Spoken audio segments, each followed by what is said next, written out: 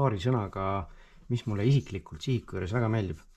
Kui me teame, siis termoseadmetel on kõigil kalibreerimise seisakud. Sellel mudelil seda ei ole, ta kasutab shutterless ehk katikuta pildisüsteemi ehk pilt on sujuv ja seisakuid ei ole. Väga mõnus kasutada.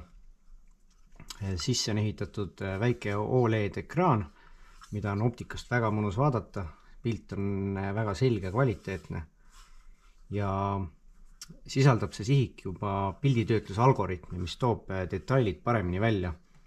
Mõnel juhul siis näiteks sarved või loomal karvastik, et seda see sihik juba võimaldab. Integreeritud on tal laser kaugusmõõtja, mis ei ole kuskil eraldi liidesena, mis on hea, ning kaugusmõõtja võtab kuni 1000 meetrit ehk kilomeetri kaugusele.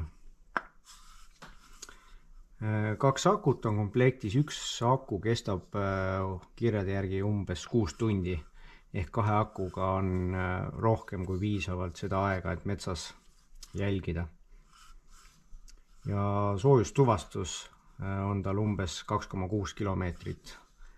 Et olen siin katsetanud põllus jäneste peal vaatamiseks ja väga hästi tuvastab kaugema maa pealt need väiksemad ulukid ära.